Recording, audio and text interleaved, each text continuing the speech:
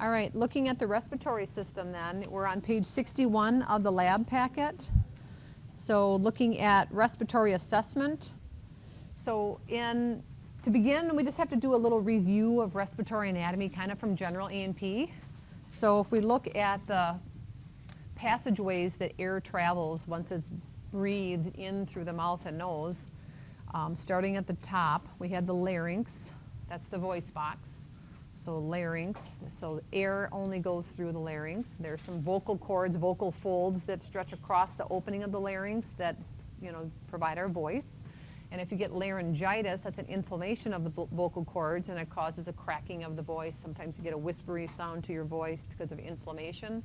Best thing to do is to rest your voice. One of the biggest mistakes people make is they whisper because they lost their voice, and that actually strains the vocal cords even more. So they say just vocal rest is really important when a person has laryngitis. And this piece of cartilage at the top here is the epiglottis, that when you swallow, the larynx rises up and the epiglottis comes down and covers the opening to the airway, and that prevents us from choking. So that's the epiglottis. Then as we come down, we lead to the trachea. And what's unique about the trachea, which is different from the esophagus, the trachea lies in front, so it's anterior to the esophagus, but the trachea has these rings of cartilage, and they're C-shaped rings. So we only see the cartilage rings in the front and sides of the trachea. The back of the trachea, there is not any cartilage. So the esophagus can bulge out when there's a bolus of food in there, and it kind of pushes into the back of the trachea, which is fine because we're not breathing and swallowing at the same time. When we swallow, we stop breathing. So that's the trachea. Then at the bottom, the trachea divides into the two main bronchi, the right bronchus, the left bronchus. If you look at those bronchi, what do you notice? Which one is more vertical? The right one, yeah. Which one is wider? The one on the right. So when a person chokes and inhales food really deep into a bronchus, which bronchus is it more likely to get lodged in? In the right, yeah. So they have actually, when someone is choked and it's way down there, they have a very long set of forceps that can actually go down there and pull that piece of food directly out. So, and sometimes when people get a lot of mucus in here, they're not moving their secretions very well. Maybe they're on a ventilator and they're out of it because of a brain injury or disease. Sometimes they have to go down and do a wash where they actually have to go down into the bronchus, and a doctor has to do that. So respiratory therapy comes in, does suctioning, nurses do suctioning, but when they're so thick and so many secretions down deep in the bronchi, they have to go down and do a wash, which is much more invasive. And at the bottom here, remember, is the carina that has a lot of, on the inside, there's a lot of sensory receptors that a food or liquid should enter this spot. It causes that violent coughing response. Like if you've ever had something that, gets you right down at the bottom of the trachea, right, where your neck ends and your chest begins, it's like violent, where you'd have to get up and get out of the room, step out of the room if it's a quiet environment because you're just coughing violently. That's the carina. And that's the lungs' last-ditch effort, or the airways' last-ditch effort to make sure nothing goes into those sterile lungs. So when you're giving a patient a sip of water with their pills, and you notice, my goodness, every time I give Mrs. Smith her pills, she does this violent coughing. What does that tell you? What's happening to that liquid then? Is it going to the digestive tract 100%? No, some of it's going into the airway. And why is that? Why is that going into airway is what you should question. So CNAs, patient caregivers, nurses, anytime you're feeding or observing someone eat or drink and you notice coughing after they swallow, that is something that you need to give, make someone aware of that, their healthcare provider or whoever's in charge. Because what happens when we get non-sterile food, no food is sterile, right? When you get food down in your airways, what does that set you up for? What disease? Pneumonia, aspiration pneumonia. And oftentimes the elderly come in all the time at the floor I work at with aspiration pneumonia, and it's sometimes their own secretions. It's just saliva that is getting down into their airways. So if they have a neurological disorder, a swallowing disorder, then we see this coughing with meals, and we see chronic aspiration pneumonia. So it's something that needs to be addressed and examined. And sometimes we need to thicken their liquids. Maybe some of you that work in nursing homes know about thickened liquids, honey thickened, or sometimes they're like solid. It looks like pudding, but it's water. but they need their fluids, right? So we have to give them that stuff. But sometimes it needs to be thickened so they can control it. Or even just telling them when they eat, and if you're in charge, sitting them straight up in the bed if they can't get out of bed, tucking their chin to their chest when they swallow. That keeps the liquid more forward in the mouth, and they can more directly control that swallow. It's not just slipping back, right? So there's little things we can do to prevent aspiration pneumonia, but that carina being stimulated is really an indicator that they're not swallowing right. So then it branches into the bronchus. And do you see cartilage around the bronchus? Yep. So we do see cartilage around the bronchus. But then as we branch into these bronchioles, so there's primary bronchi, these are secondary bronchi, and then there's tertiary bronchi, we start to see less and less cartilage and more just smooth muscle. And when we get to the bronchioles, the most narrow of passageways, there's only smooth muscle. So as a result of that, if we have some allergen in the environment that causes an allergic reaction and causes that smooth muscle to constrict, then we have impaired airways, right? And we have asthma is a constriction of the bronchioles because of smooth muscle constriction. And that can be deadly. So that's why people carry EpiPens with them, right, if they have an allergic reaction to peanuts or certain foods or bee stings, because we have only smooth muscle to hold those tiny airways open. And there's medicines we can give to relax smooth muscle in the airway. Albuterol was one I think we mentioned when we were studying the nervous system, the autonomic nervous system, that relaxes smooth muscles. And then they branch finally into these alveolar sacs. And the duct is just the passageway through the sac where you have individual alveoli. And this is where gas exchange occurs. So if we look at the next slide, we can see around each of these, so here's a whole alveolar sac. So think of an alveolar sac like a cluster of grapes. And each individual grape is an alveolus. Around each alveolus is a capillary bed. And together, all these capillaries we call the pulmonary capillaries. So they are simply branches of the pulmonary artery. So the pulmonary artery, remember, that carries blood away from the heart and to the lungs. And then the pulmonary vein carries oxygenated blood back to the heart from the lungs. So these are the pulmonary capillaries. So there's a delicate exchange between what's inside these alveoli, which is carbon dioxide and oxygen, and passing that to the blood. Or in the case of carbon dioxide, taking it from the pulmonary capillary, from the general blood supply, to the alveoli to be exhaled out. So this is where all the action is. This is where all the gas exchange is occurring, and that's the job of the respiratory system, is to communicate with the blood, providing freshly oxygenated air, right, that is just inhaled, and getting rid of that carbon dioxide from the tissues, because we know that metabolism causes carbon dioxide release, right? It's a waste product of metabolism. So that's in the blood. We need to get that out of the blood, and the way to do that is for it to diffuse from the blood to the alveoli and be exhaled out. So this is where this very important gas exchange occurs, is at the level of the alveoli and the pulmonary capillary. So this kind of reminds me of like a bag of soccer balls in a mesh bag, right? So each soccer ball would be like an alveolus, and each cell that makes up that alveolus is like the little squares or whatever the shape is on the soccer ball. Those are like the simple squamous epithelial cells, right? One layer of simple cells for rapid diffusion across the walls of those alveoli. So that's just kind of the general structure of the alveoli and the airways. So the lungs are simply just a collection of all these clusters of alveoli that are served by their own little terminal bronchioles. So there's many, many bronchioles throughout through the lungs, but they end in these alveolar sacs, which are full of alveoli made up of simple squamous epithelium, with all, again, of all these capillary beds around each alveolus. Yes? Mm-hmm. Yes, but it would be significantly diminished. Yeah, when a person has a collapsed lung, they can still breathe, but the amount of air they can exchange is significantly reduced, that they're really struggling. Having just one lung serving our needs of, getting up out of a chair, walking across the room, it's not enough. You need two, functional lungs to be able to function. So they would definitely be impaired and they'd be in the hospital. Okay, so if we look at a slide then of the alveolus, Here we can see the wall has been cut here a little bit, but here's an alveolus, and it's made up of simple squamous epithelium lined end to end that forms these air sacs. So right inside here, this is where the carbon dioxide and oxygen is.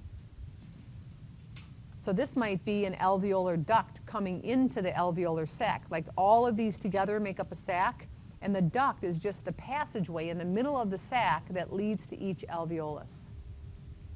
Okay, so this is the main passageway alveolar duct, all made up of simple squamous epithelium. So if you look in a microscope and all you see is simple squamous, you know you're looking at lung tissue and it's alveolus. If we start to see other things in the wall, then we know we're working our way up. If we start to see smooth muscle, we're in a bronchial. If we go further up and see little plates of cartilage, we know we're in a bronchus. If we work further up and we see ciliated cells with C-shaped cartilage, we know that we're in the trachea. So you just have to look at what's in the slide to know what airway you're looking at. So this is all alveolus. So here is, one little circle is an alveolus. And then this might be a duct here because it's just a passageway. I don't see single individual alveoli. So where you see this kind of big open space, you're thinking alveolar duct, okay? Leading into smaller alveoli. So again, a bronchiole, if we look here, this bronchiole, can you see the long passageway that a bronchiole has? So there's no cells branching off of the bronchiole. There's just a narrow passageway leading to the alveolus. But can you see the thicker wall here on this bronchiole? That's smooth muscle. So this respiratory bronchiole is a little thicker of an edge, and it's just a long, narrow passageway with no alveoli coming off of it.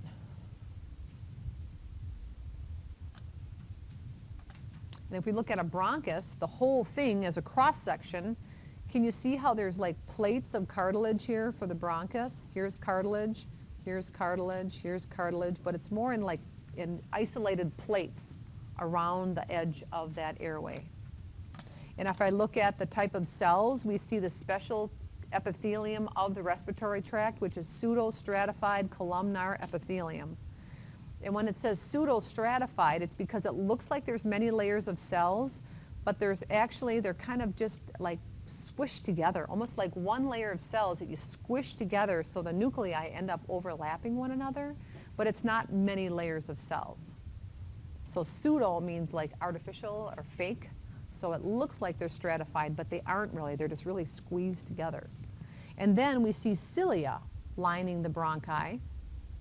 We don't see cilia in the bronchioles, but we see cartilage and cilia in the bronchi, the bronchus, the primary, secondary, tertiary. And we see that in the trachea as well. So the cilia just traps dust and debris that we inhale. Mucus is secreted. We're going to see goblet cells. See the white cells here of these pseudostratified columnar epithelia. There are some goblet cells that would be secreting mucus onto the cilia. So when debris that we inhale enters the airways, it gets stuck on the cilia, and then the cilia beat in the direction of the digestive tract. So if we're down in the bronchus, where do they want to beat that dirty mucus to? Upward to the larynx, and then it starts to collect on the larynx, and every now and then you feel the urge to go, right? That's your cilia doing their job. And then you swallow and you direct that mucus to your digestive tract. And that's fine because the digestive tract is not a sterile passageway, so you can have debris in there and it'll just pass through there. Some people that have a cold and have a lot of mucus production, they're coughing and their nose is dripping down the back of their throat and they're swallowing all this mucus down, they find they get a little bit of the diarrhea during that time. And that's because all that mucus is just going to the digestive tract and kind of extra lubrication, passing things through a little faster, irritating the walls of the intestinal tract. So that's not an uncommon thing. But the cilia really plays an important role. And chronic smokers kill the cilia in their airways. And then as a result, they can't clear the debris that they inhale. I mean, there's stuff in the air right now from the vents in your ductwork of your homes and in the buildings you work. And you're inhaling that. Spores, mold spores, that gets caught in the cilia. Cilia beat it to the digestive tract, no big deal. But if you've destroyed the cilia from chronic smoking, then all that debris continues down and ends up in the lung. So people that are smokers have chronic lung infections, they have asthma, bronchitis, COPD, right? Chronic obstructive pulmonary disease. So emphysema, that's a different story. That's blowing out the alveoli. The cells of the alveoli are destroyed from chronic exposure to cigarettes as well. But the cilia is really an important role in keeping us healthy. And when we have chronic cigarette smoke exposure, we lose that cilia. And the kids do too. Kids in a smoking environment also lose that cilia. And as a result, they're set up for multiple respiratory infections. And I don't know if I told this class or someone else, but there's someone I know on Facebook whose kids are chronically sick, chronically sick. And both parents smoke, and they have a lot of pets in the home. And the house is not very clean, and the kids are chronically sick. And the mother was talking about how she wants to feed them better and give them better nutrition so they can beat these illnesses that are going through the house all the time. But it's not the nutrition, it's the chronic inflammation and immune response to these kids in a smoking, pet-laden, dirty home. So it really does a lot for just cleaning your home. I had an aunt who, I should be careful, I'm recording myself on YouTube, who quit smoking at 50, and we're so proud of her. Okay. The process of emphysema, COPD, and all that stuff, that starts when we're young, but we don't damage enough alveoli to feel the effects of it until we get into our 60s, 70s, and beyond. So some people that are active, you know, they have less functional losses of their alveoli, but as we age, you know, more and more, we lose that function. So there's, you know, they've talked over and over and this is the respiratory system, so that's why I'm soapboxing on this real quick. But they talk about if a person comes in, you know, they're drinking too much, they're 150 pounds overweight, they've got high blood pressure, high cholesterol, they eat terrible, they're depressed, they have anxiety, and they smoke, which one do you think doctors are going to say, let's work on this first? The smoking. The smoking has so many system-wide effects. Bladder cancer, some people don't even know. Bladder cancer, a very common cancer of smokers. And why is that? The kidneys filter all the toxins from the blood, right? Sits in the bladder. Bladder's exposed to that over a lifetime, and people lose their bladder. They survive. They get an artificial, you know, collecting vessel for that. But still, anyway, so cilia, cartilage, those are classic structures we're going to see in the bronchus that we don't see in the lower airways. So in the trachea, now we see this really structured cartilage because there's the rings that make a C shape around the airway. So hyaline cartilage, we see, is the type of cartilage throughout the respiratory system. Here's that nice pseudostratified columnar epithelium, ciliated, and that nice cartilage ring. Here's some goblet cells, again, secreting that mucus. Well, you can't see the whole ring. I don't have a cross-section. Yeah, I'll show you a cross-section. But this is just a close-up view that you can see how thick that cartilage is compared to the rest. You know, so it's really significant. And you can feel the cartilage rings of your trachea if you kind of push on it.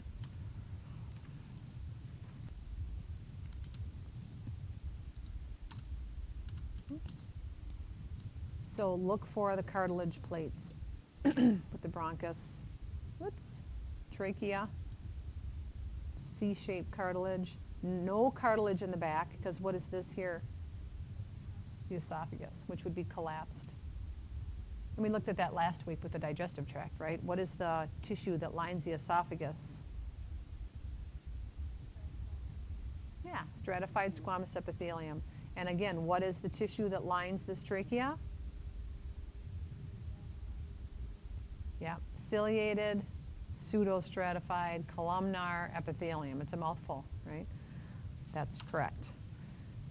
Okay, so we talked about, I believe, everything in objective number 2. We looked at different types of cartilage. Cuboidal epithelium is the tissue in the bronchiole, and smooth muscle. So I don't think we zeroed in on the tissue of the bronchiole. Let's look up here. There's bronchiole.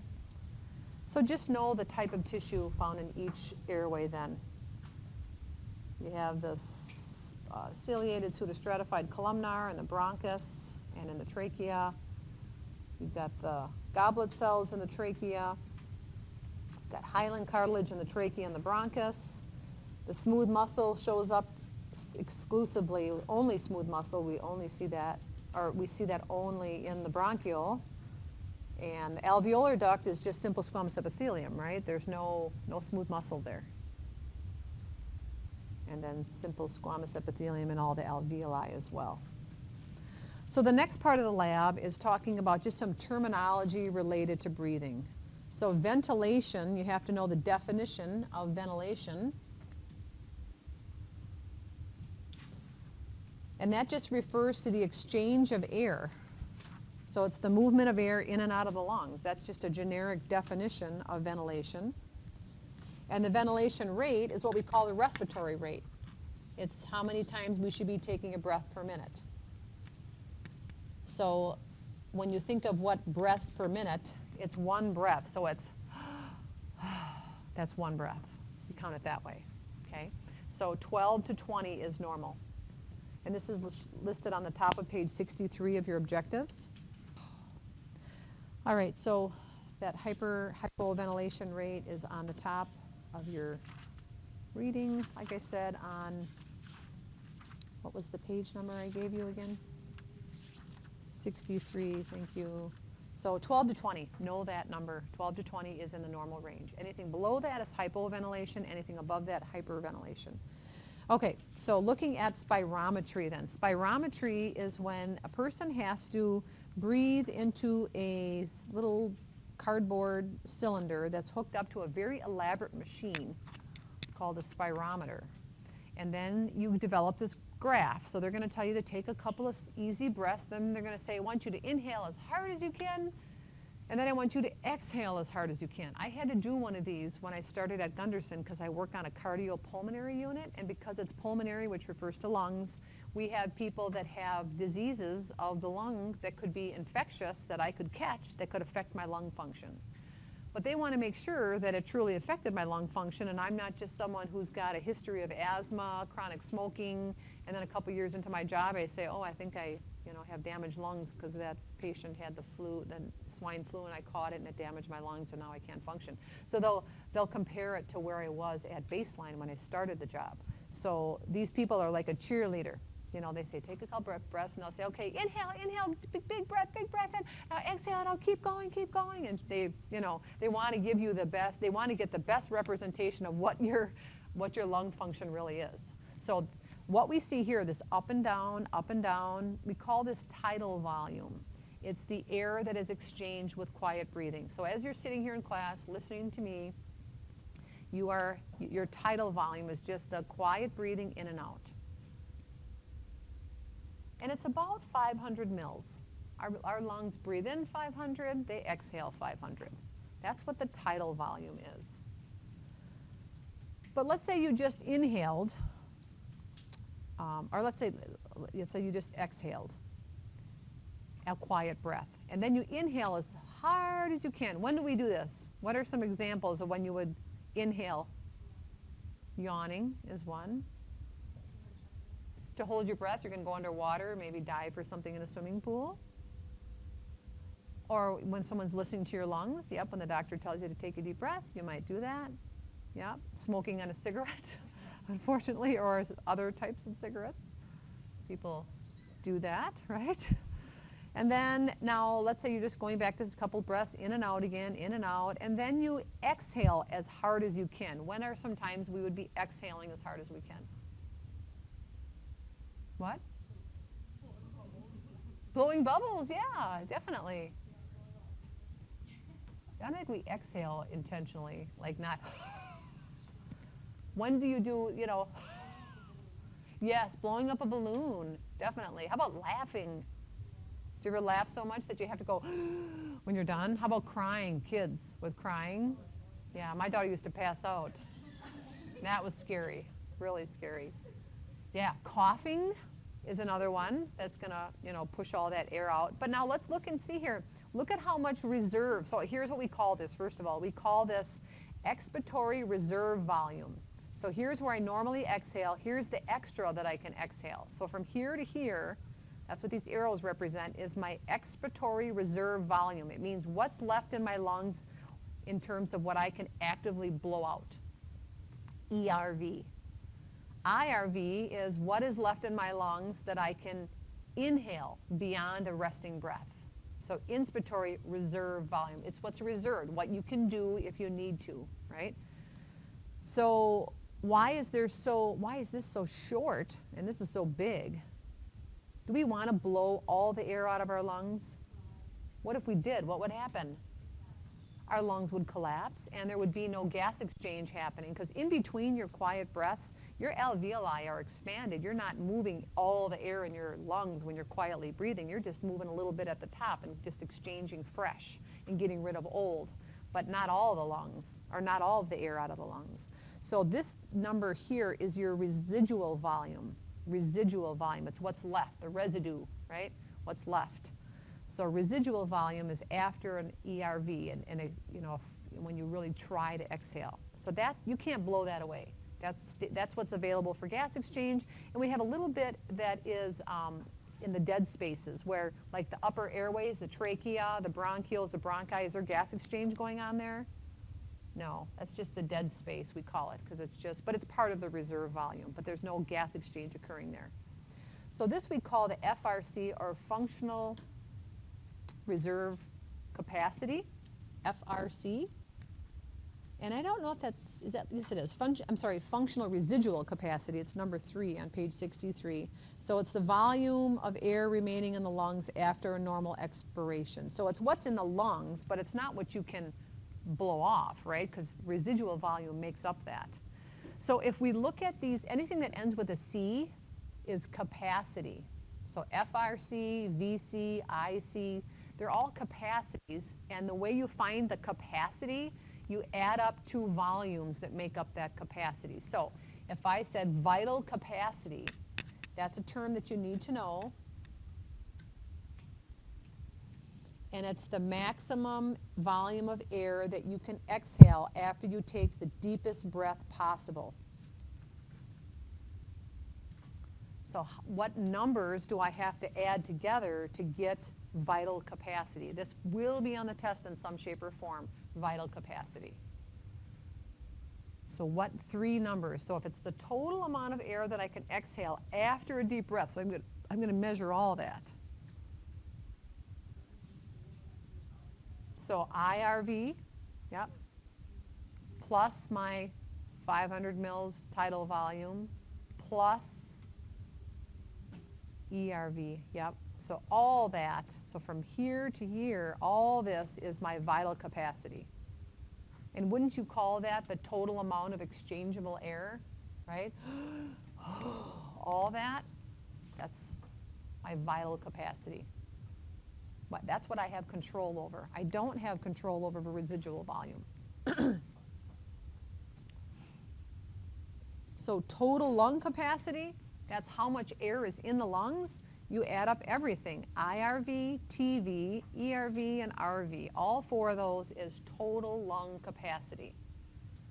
So vital capacity and total lung capacity are similar, except total lung capacity includes the residual volume.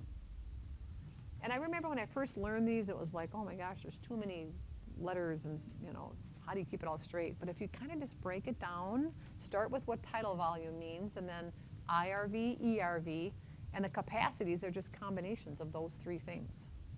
And then residual volume.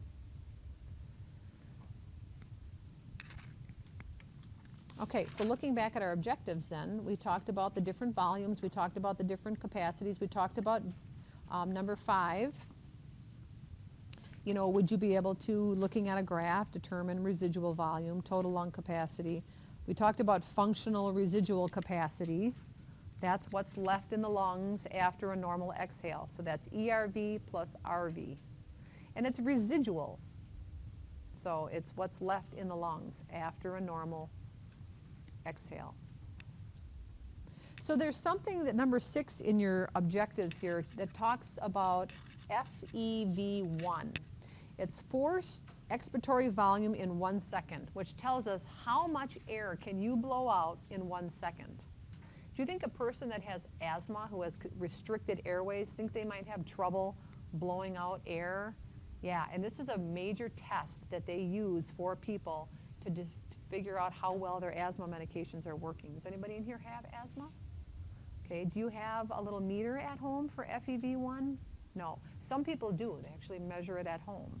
But when you go in, do they have you blow into anything and measure that? All right, so that's a flow meter measuring FEV1. So it's forced expiratory volume that a person can give out in 1 second. So like I said, it's really important for people that have lung disease, pulmonary disorders. They look at that number.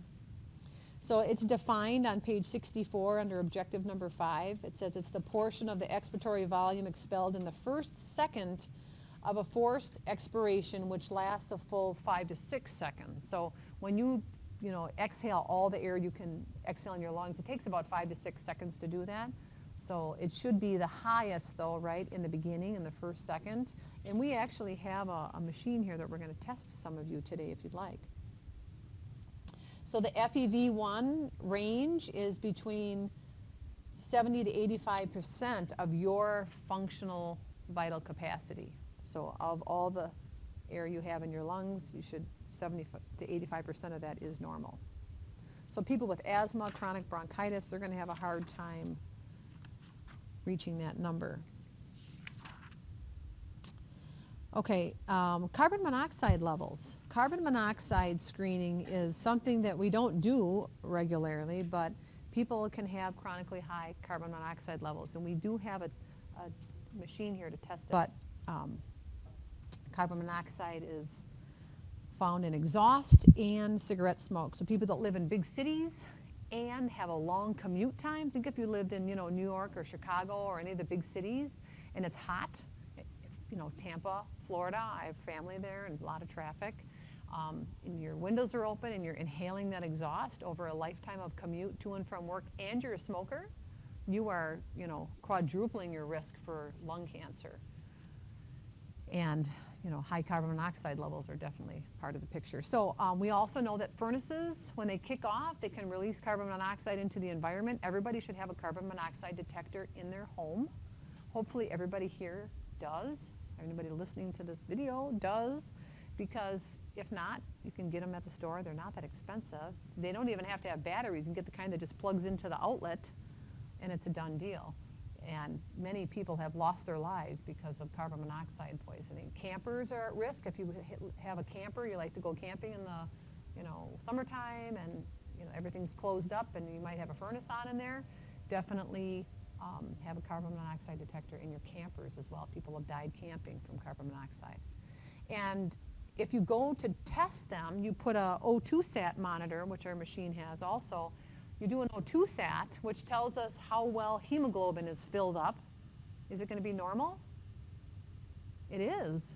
Because what did I say? Carbon monoxide kicks off oxygen and loads onto hemoglobin. So when you look at hemoglobin with an O2 sensor, O2 sat monitor, it's going to say, yep, hemoglobin's loaded, but it's loaded with carbon monoxide. We don't want that. So what's the only way to determine what their true oxygen levels are is to do a blood, right?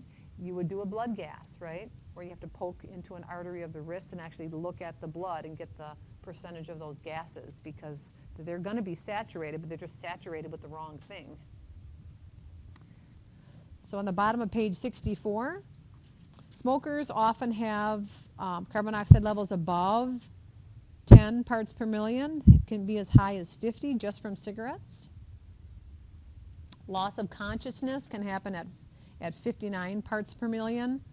But again, what's considered acceptable is 10 parts per million. Anything over 10 is not acceptable. So what people look like when they come in, they're dizzy, tired, they have a headache. Sometimes you see a redness of the face.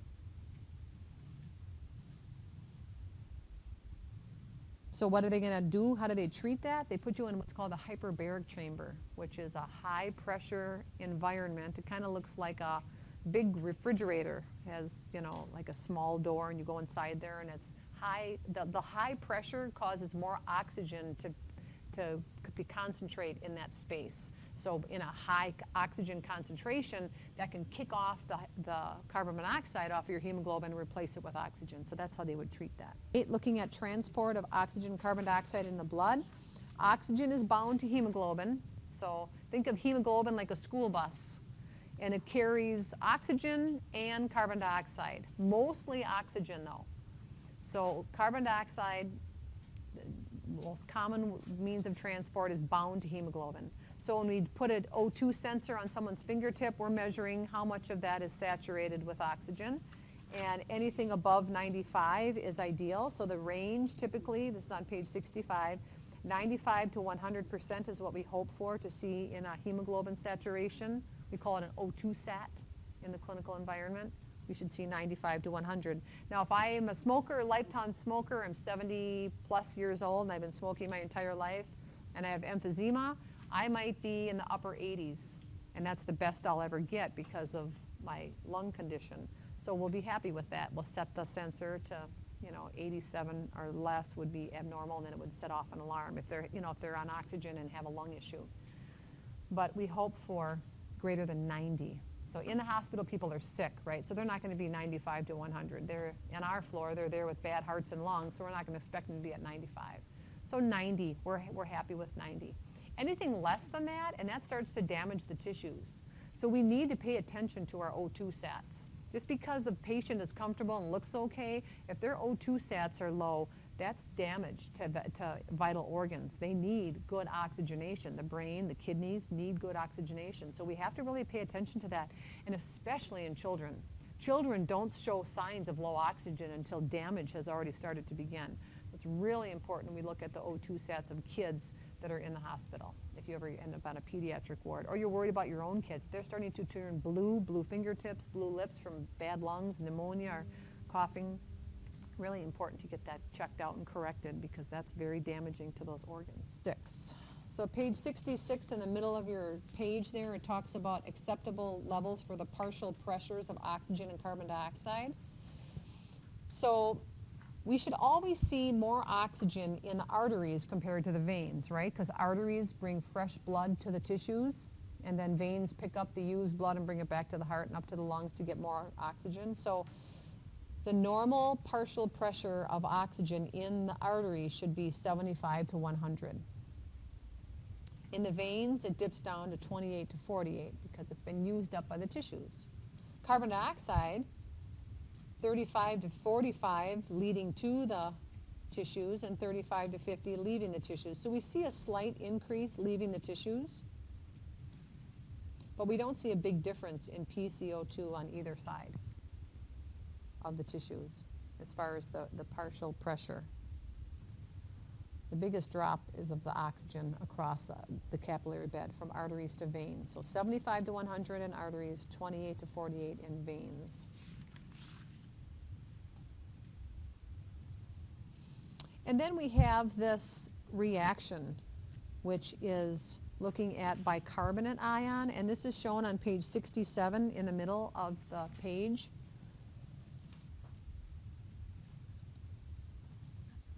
If we look at this reaction here, 67.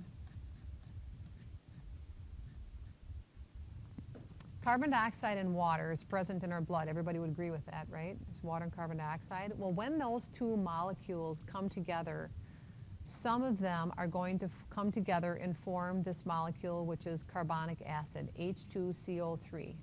So we have 2 atoms of hydrogen, just like we have here. We have 3 atoms of oxygen, 2 here, 1 here. There's where those 3 go, 1 carbon. So we didn't lose any atoms, but they just combine together to form this molecule. This is a weak acid called carbonic acid. This does not contribute to low pH. As long as everything is bound together like this and we don't have any ions, this is not going to raise my pH. But if this would dissociate, which means break apart, it's going to break apart into these two ions. This is hydrogen ion. This is called bicarbonate ion. So make sure you label this, because we're going to talk about bicarbonate ion a lot this semester. So bicarbonate ion and hydrogen ion balance each other out. They don't create acid, because remember, pH is a measurement of hydrogen ion concentration, and this is a hydrogen ion.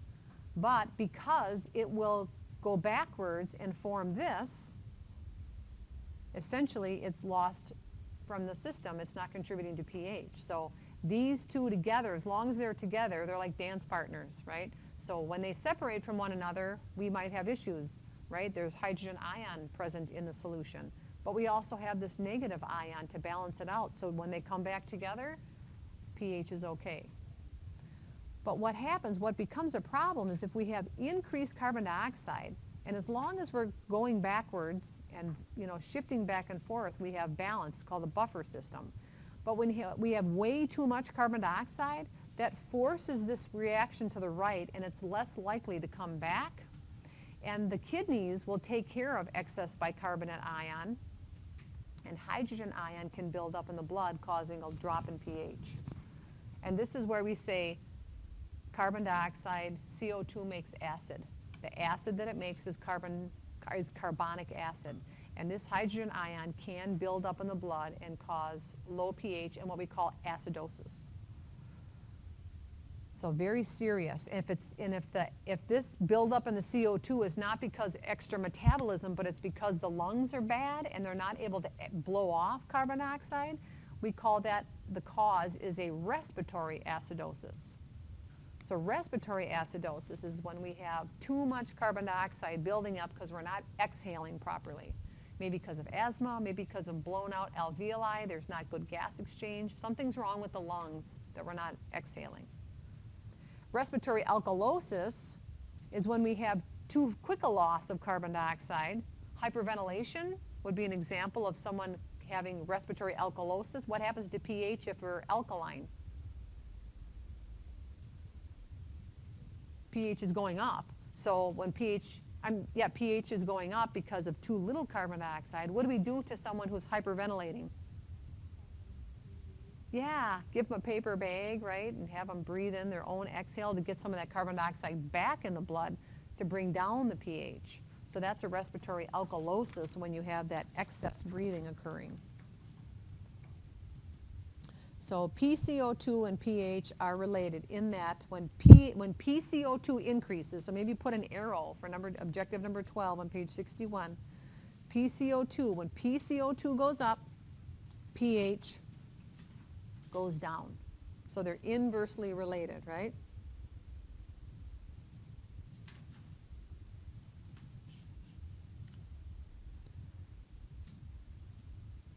So the last objective on page 61 has some terms for you to describe, define. We talked about hypoventilation, hyperventilation. Anything less than 12 is hypo, greater than 20 is hyper. Minute respiration. On the bottom, so objective number 4 on page 63 talks about minute respiration. So it's a formula, and I want you to highlight that and write that formula out. It's basically tidal volume times the respiratory rate. So TV times RR is an easy way to remember what minute respiration is. So the tidal volume is 500 typically, times the number of breaths per minute, times the respiratory rate. That's the minute respiration calculation. So we talked about the dead space already. That dead space is that volume that's in the airways where there's no gas exchange, so we call it the dead space. Restrictive pulmonary disease is anything that stiffens the lungs. So you can't inhale and exhale very well because the lungs are stiff. Some diseases that we call restrictive, this is on page 64, objective number 5. Restrictive diseases are polio, MS, and pulmonary fibrosis. Pulmonary fibrosis is actual stiff lung. The other two, polio and MS, is just the nerves are unable to deliver the message to the muscles to get them to expand and relax, or contract, I should say, and relax. So it's more of a muscle control issue in polio and MS for the restrictive diseases. Other terms there, we talked about acidosis and alkalosis. Hypocapnia, hypercapnia. This is a term you'll hear in the clinical environment a lot. Capnia refers to carbon dioxide levels. So if someone is hypocapnic, that means they have low carbon dioxide. What would be a cause of that, did we say? Hyperventilating, yep. Hypercapnic, hypercapnia, high carbon dioxide levels in the blood. Someone's not breathing well, right? Again, if I look at someone who is overdosed on drugs, they're going to die not only just from the lack of oxygen, but over time that carbon dioxide building up in their blood and not being exhaled off is going to drop their pH and cause altered enzyme function throughout the body and cause death. So we really need to correct hypercapnia as soon as possible. And you have to look at your lung patients that might normally be looking okay and interacting, and then you come to work one day and they're totally lethargic, sleepy, hardly responsive. Right away, doctors should think, okay, blood sugar, check that. If blood sugar is okay, get an ABG, arterial blood gas, and look at that carbon dioxide level, because it causes extreme lethargy, sleepiness, non-responsiveness when people have really high carbon dioxide levels. All right, looking at the work. So for part 1 here, we're matching up the tissue types in column B with either the wall or the mucosal lining of these different airways. So starting with the bronchial wall, so it's talking about the bronchus, those are the larger passageways for air. So the wall, we're referring to the outer wall. So remember, there's plates of hyaline cartilage found in the outer wall of the bronchus. So the answer here would be letter G. Hyaline cartilage found in the outer wall of the bronchus. The bronchiolar wall, so these are the narrowest of airways, the bronchioles, the outer wall is smooth muscle. So letter F, smooth muscle. The alveolar duct, again, that's all simple squamous epithelium, whether it's an alveolus or an alveolar duct, which is just a passageway within the different alveoli, that's going to be simple squamous epithelium for that rapid transport of oxygen and carbon dioxide with the pulmonary capillary. So that's letter A. The tracheal mucosa is the inner lining of the trachea. That's the pseudostratified columnar epithelium. And we see that in the bronchus as well, but as we transition further down the bronchus, it starts to become simple columnar epithelium. So toward the top of the bronchi, we see pseudostratified columnar, then as those bronchi branch and we work toward the bronchioles, we start to see simple cuboidal. So the letter would be both D and B here. I'm sorry, D and C for letter 5, because it's pseudostratified transitioning into simple columnar. And then the tracheal wall, again, rings of hyaline cartilage on the outside of that trachea.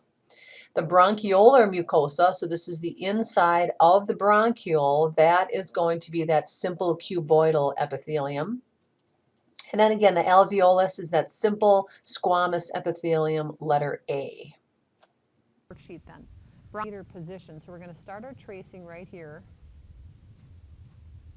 and then stimulate a graph by drawing 2 tidal volumes.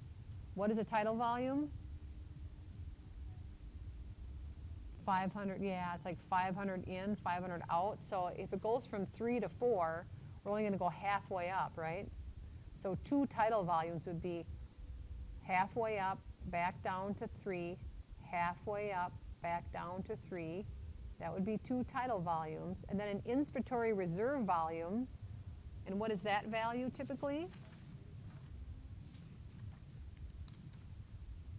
Should say that in your notes.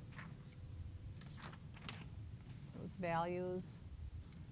Inspiratory reserve volume is about 3 liters.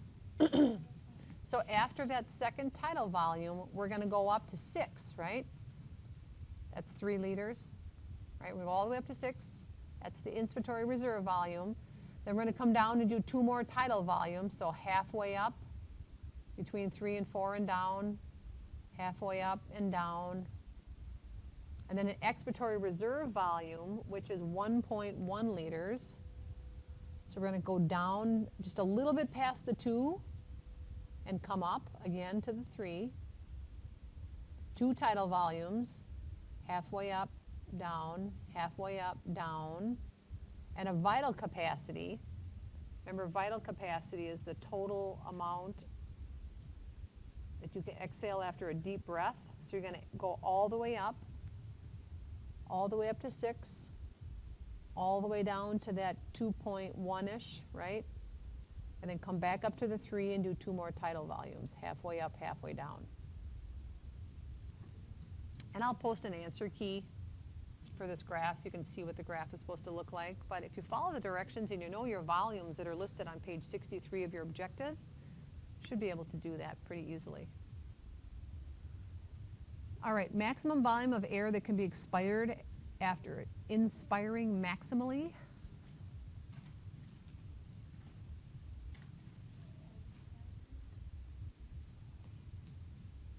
So we take a big inhale and we do a big exhale.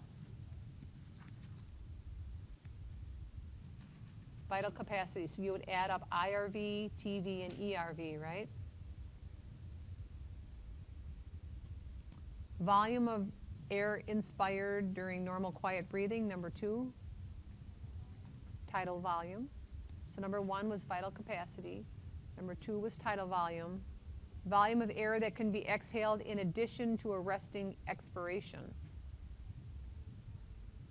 Yep, ERV, expiratory reserve volume. Number 4 is asking for the volume of air that is always in the tracheobronchial tree and cannot be measured using spirometry. That's described on page 63.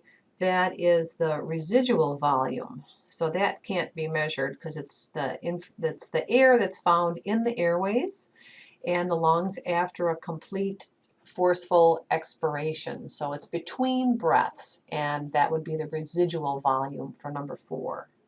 Number 5 is asking for the volume of air that is usually within the tracheobronchial tree and is available for gas exchange between inspirations. And that is called the functional residual capacity. So that's the air in the lungs that can actually pass into the pulmonary capillaries, or pass between the alveoli and the pulmonary capillaries. So that's for gas exchange, because if we exhaled all the air out of our lungs would collapse and we would not have any available air for gas exchange. So that functional residual capacity is what's actually remaining in the alveoli available for gas exchange. So here is a answer key to the second half of the first page of this worksheet. You can see the graph here. This is what your graph should look like. 500 mils inspired, 500 mils exhaled, and that's those 2 tidal volumes. So here's the 2 tidal volumes in between each of the other. Inspiration, expiration, inspiration, expiration. So, and again, there's just some of the answers for part 3, 1 through 5. And that concludes our lab on respiratory assessment. Be sure to watch the spirometer video, YouTube video on how that actually looks in action.